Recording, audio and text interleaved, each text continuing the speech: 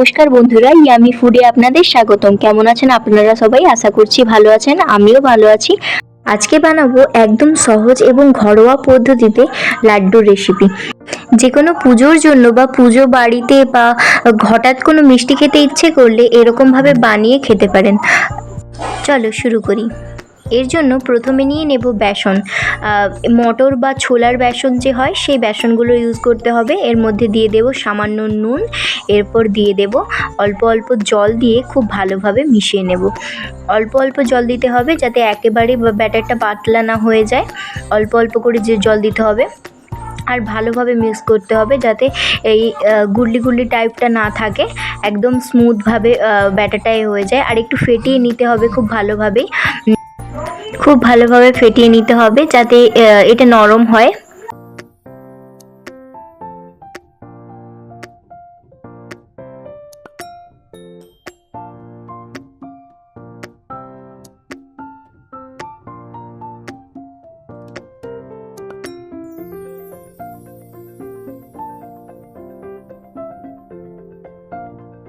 দেখো খুব ভালোভাবে মিক্স করা হয়ে গেছে।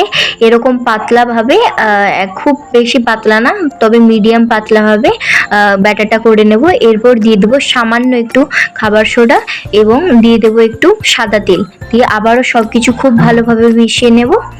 খুব ভালোভাবে মিশিয়ে নিতে হবে।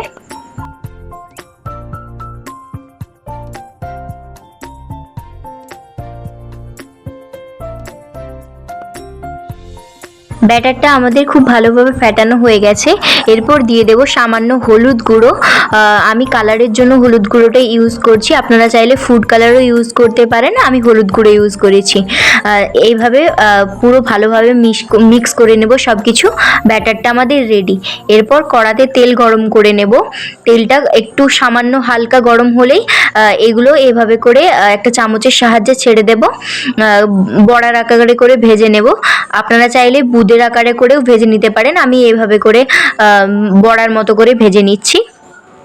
একটু এই সময় গ্যাসের ফ্লেমটা একটু লোতে রাখতে হবে, দিয়ে একটু কড়কড়ে করে ভেজে নিতে হবে। দেখো আমার একটু লাল হয়ে গেছে, আমি সবগুলো ভেজে এভাবে করে তুলে নিচ্ছি। এরপর মিক্সির মধ্যে বড়াগুলোকে একটু ভেঙে ভেঙে করে দিয়ে একটু আমি গুঁড়ো করে নেব। খুব বেশি ক্ষণ ধরে গুঁড়ো করব না, দেখো এরকমভাবে একটুক্ষণ গুঁড়ো করলে এভাবে নরম হয়ে গুঁড়ো হয়ে যাবে সব কিছু। এরপর আমাদের রেডি, সবগুলো করে নিয়েছি। এরপর কড়াতে চিনি দিয়ে দেব আর সামান্য একটু জল দেব, দিয়ে চিনিটাকে গলতে সময় দেব। চিনিটা গলে গেলে আর হালকা একটু চিট এলেই আমি এটা চিনির চিড়াটা তৈরি হয়ে যাবে। দেখো চিনিটা গলে গেছে, আমি হাত দিয়ে দিয়ে বারবার চেক করছি যে হয়েছে কিনা। একটু চিট এসছে আর চিনিটাও পুরোপুরি গলে গেছে। আমি ওই বেসনের এটা আমি দিয়ে দেব, দিয়ে খুব ভালোভাবে একটুখানি নেড়ে নেব। তারপর একটু সব কিছু ভালোভাবে মিশে গেলে আমি নামিয়ে নেব ওইটা। দেখো আমি সবটা নামিয়ে নিয়েছি। এরপর একটু ঠান্ডা হতে দেব। একটু ঠান্ডা হয়ে গেলে আমি হাতের সাহায্যে এভাবে করে চিপে চিপে সবগুলো বানিয়ে নেব।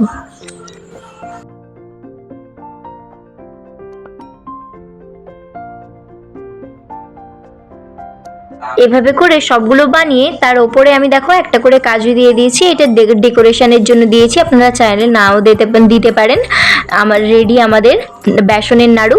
ভিডিওটি ভালো লাগলে একটি লাইক করবেন, কমেন্ট করবেন, শেয়ার করবেন এবং সাবস্ক্রাইব করতে ভুলবেন না। ধন্যবাদ